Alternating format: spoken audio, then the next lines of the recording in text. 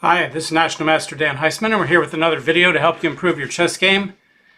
We're going to look a little bit at analysis today. Analysis is probably the #1 skill in chess.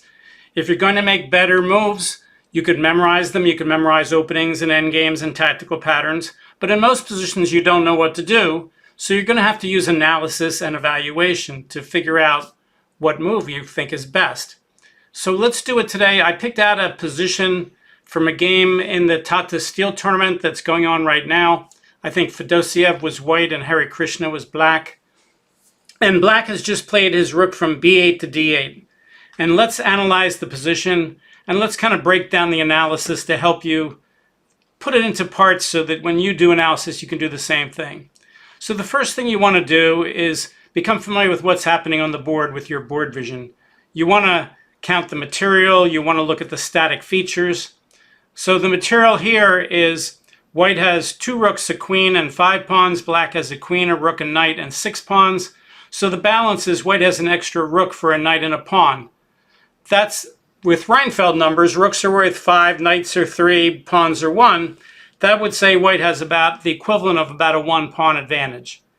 Okay, this probably tells us that unless there's something crazy happening, white's probably trying to win, and black would be perfectly happy to get a draw. So for instance, in this position, if white would make a move that would allow black a perpetual check with the queen, black would probably take it.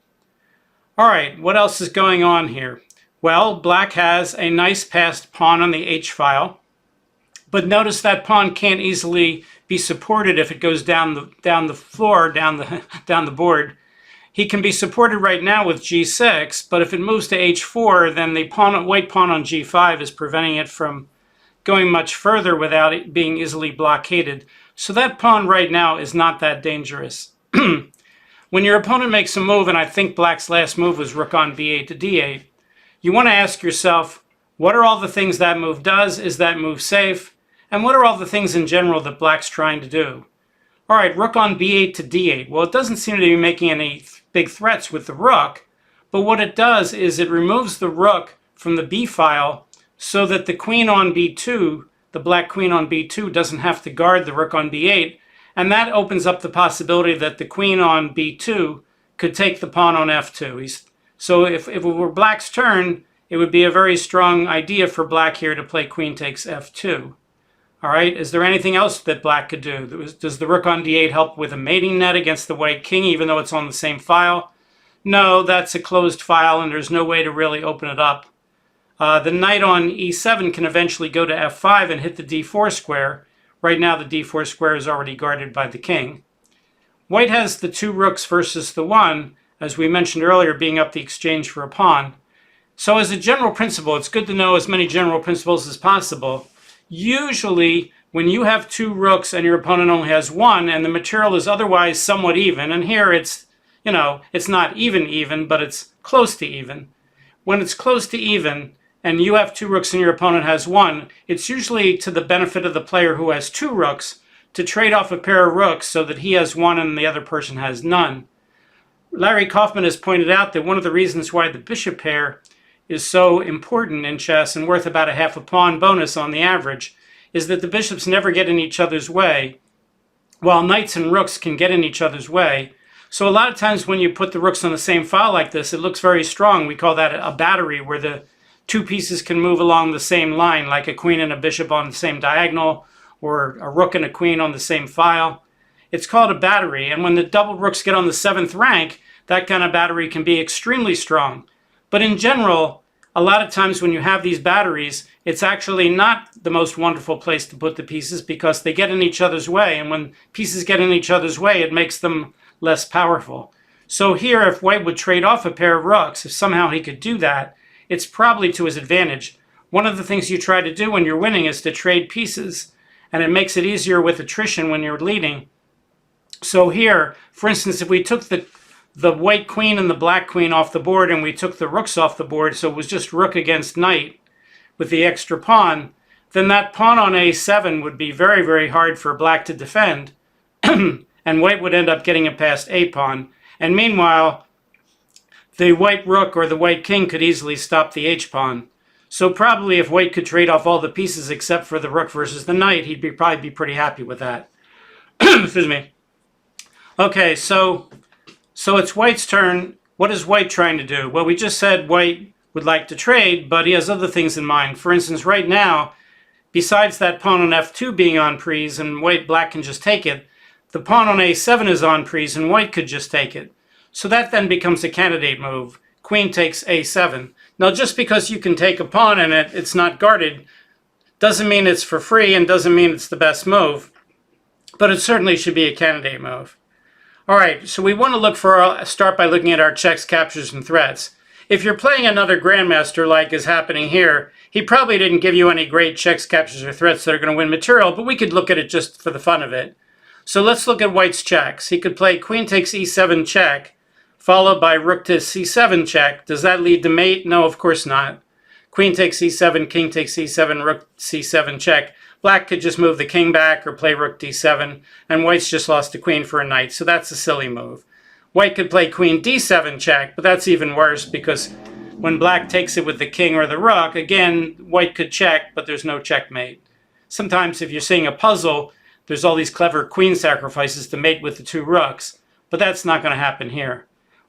White could also play queen takes d8 check. That's another check. And then after king takes d8, rook c8 check does not lead to mate. In fact, it loses the rook to knight takes c8. The only other check I see on the board is queen to c6 check. And then after knight takes c6, again, we're just losing the queen. So all those checks that we just looked at are, could be the kind of thing that would solve a great queen sacrifice puzzle kind of thing. But in a real game, the chances that something like that will happen is pretty small, especially when black's a good player. So we don't have any good checks. How about captures? Well, we already said that queen takes a7 is a capture. All the other captures for white are checks, which we already looked at. So we've looked at the captures. What about threats? Can white make a move that's a threat? Well, white can threaten the black queen with a rook. He could play rook on 1 to c2 or rook on 3 to c2. Probably rook on 1 to c2 looks a little more logical because if you play rook on 3 to c2, black has queen to b3 check, and that would hit the a4 pawn, and after white gets out of check, after queen takes a4, black would then be guarding the pawn on a7 as well. So unless white gets something wonderful out of that, losing the a4 pawn with rook on 3 to c2 doesn't seem to be a good move. So again, we're just in the early stages of doing our analysis. We're trying to find the best move that we can. Does white have like a winning put away move right here? Probably not. White's nicely better here. Is he winning? That's a good question. Do you care whether you're winning in a position like this? The answer is really no. You're just trying to do the best moves you can to give you the best chances to win. So whether you're theoretically winning here and the engine says if you play perfectly you can win, or whether you're not really winning here and you're just a lot better, from a practical standpoint, that really doesn't matter that much. Now, if we were in a deep endgame, what Andy Soltis calls exact endgames, where, there's like, in a table base, there's 7 or less pieces, you want to know if you transpose into an endgame, whether that endgame you're transposing into is a winning one or not, or otherwise maybe you wouldn't transpose into it if you have a chance to win. But earlier in the game like this, if you try to spend a lot of time figuring out if white's exactly winning or not, you probably won't be successful in figuring it out. And even if you did, unless you had a particular forcing sequence that wins, it wouldn't help you that much.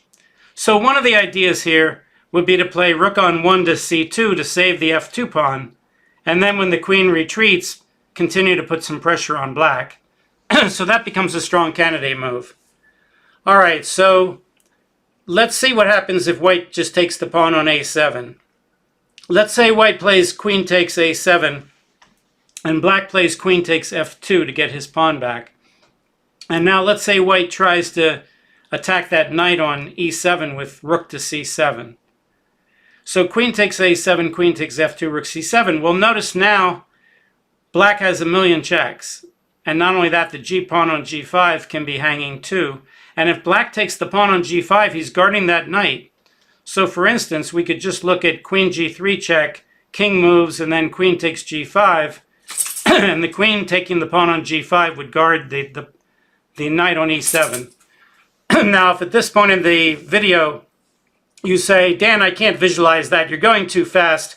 Please move the pieces around. Well, we can move the pieces around and show you what that looks like. But if you're going to be a good chess player and you want to learn how to analyze better, you want to get better visualization. So you want to practice visualizing. So if I say something like that, you can pause the video, rewind it, go back, try to follow it. You don't need me to move the pieces on the board. But now you say, hey, Dan, but I want you to move the pieces on the board. Okay, let's do it. We're looking at the line. Queen takes a7. Queen takes f2. Rook to c7, hitting the knight. And then queen g3 check. Let's say the king gets out by going to, I don't know, e2. Now black could try for a perpetual check, continuing to check with the queen. But I said, let's say he just takes the pawn. Now black has 5 pawns and white has 3. White has that dangerous passed a pawn, but black has connected pawns now that are passed on the king's side.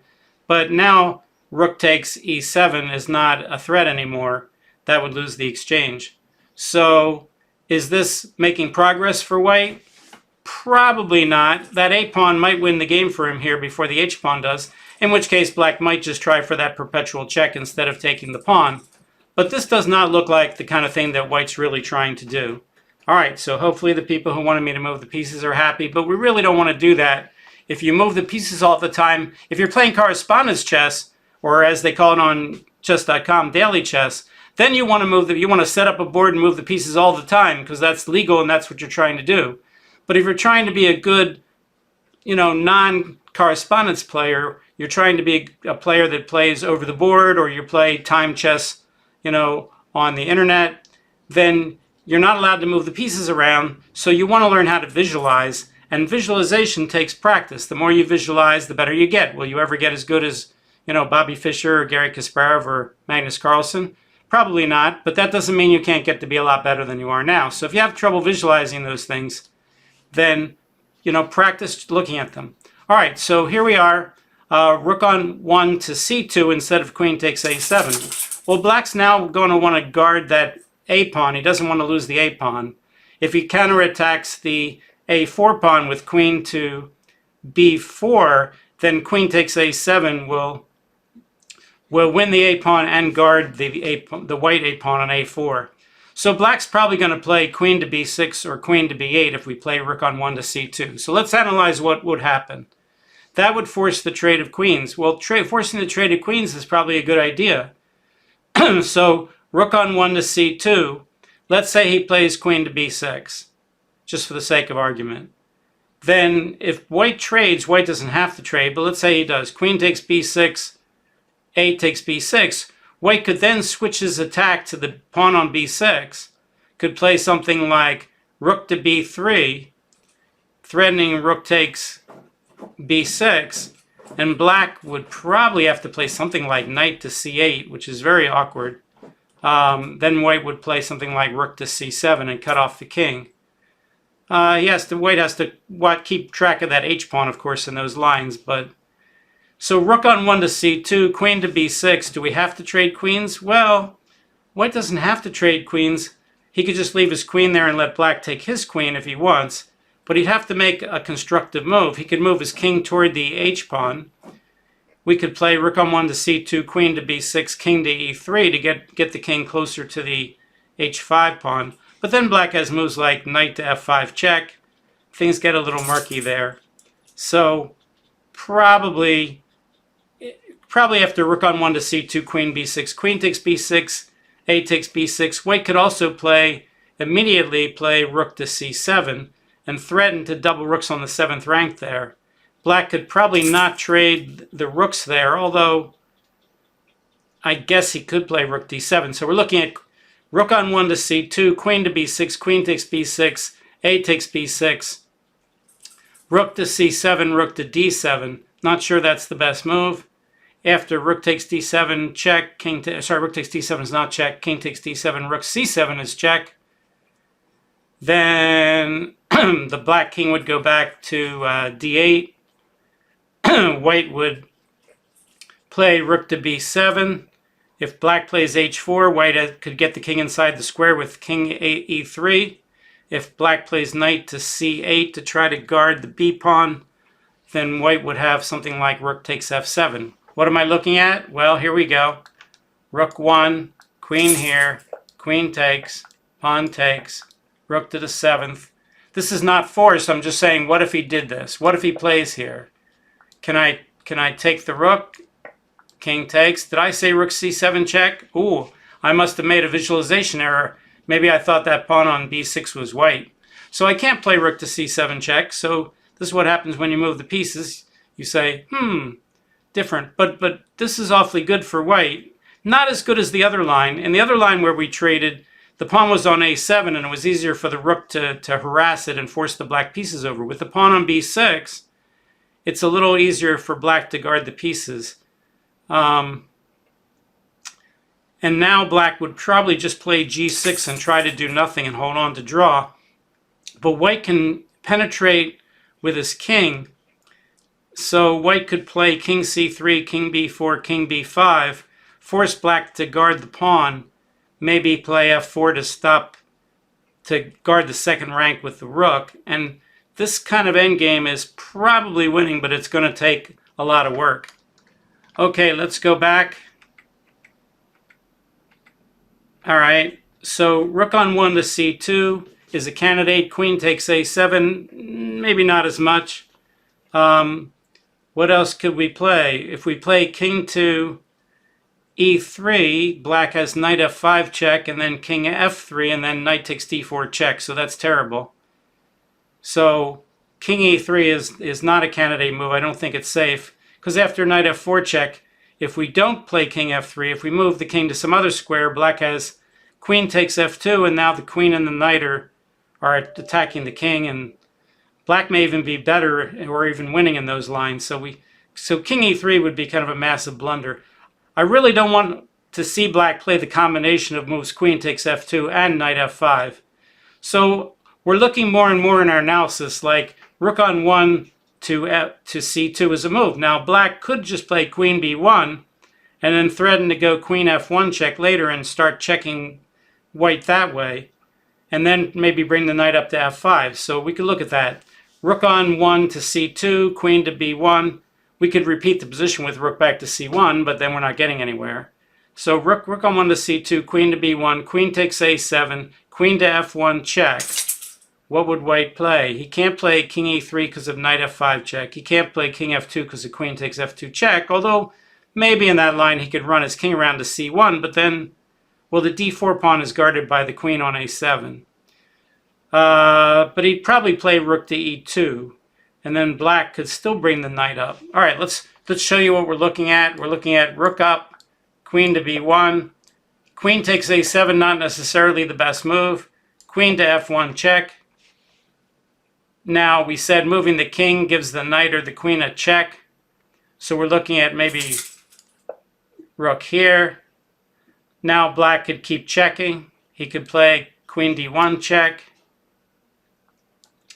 If rook d2, he can try queen to b1 check. And we're almost back where we started if white plays rook on d2 to c2.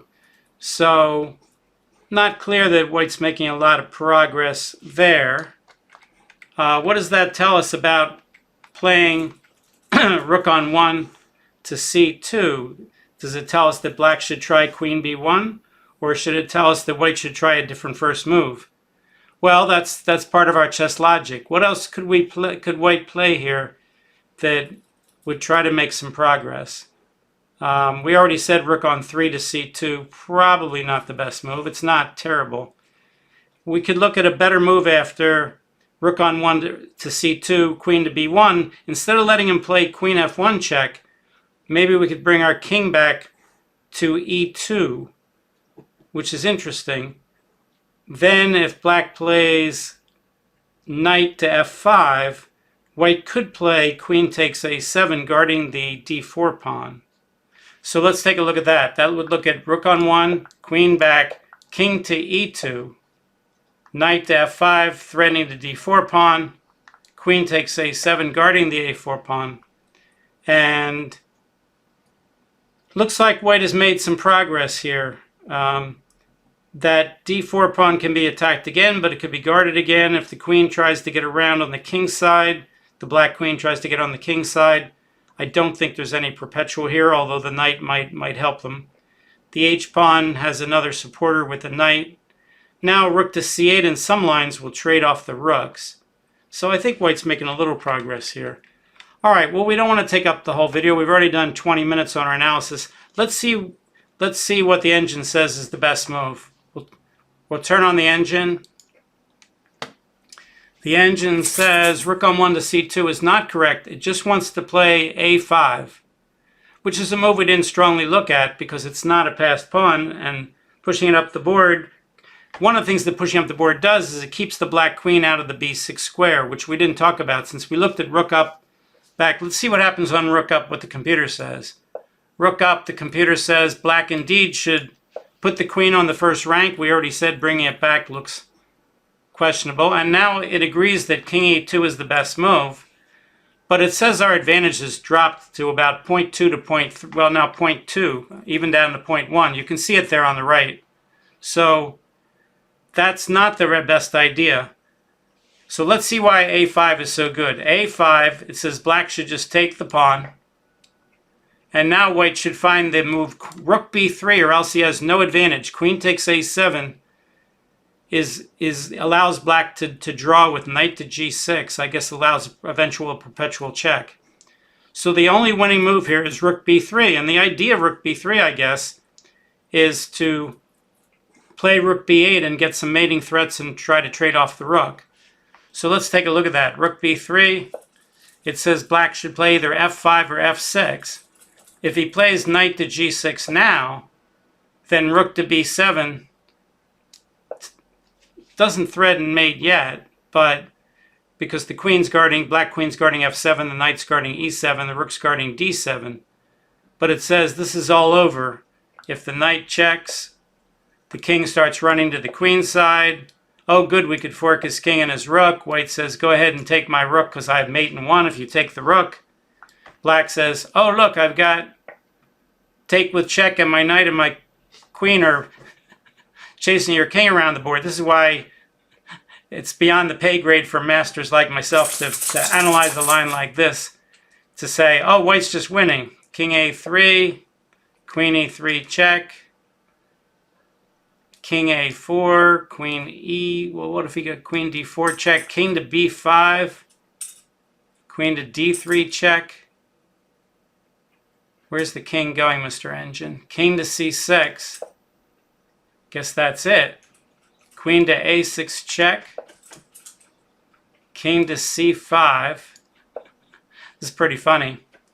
And the only way to stop mate is to give up your queen for the rook. How about that? So I saw it all the way. Yeah, I had this line in mind when I was playing my moves. Yeah. All right, so you can see a little beyond the pay grade. You know why the engine plays 3600, and people say, well, Magnus could play it. And it's like, well, Magnus is 28 something. Engine's 3600, so Magnus says he has better things to do. He uses the engine to help him analyze games, but playing against the engine, kind of tough. All right, well, hopefully you enjoyed today's video on analysis. We want you to improve your analytical skills.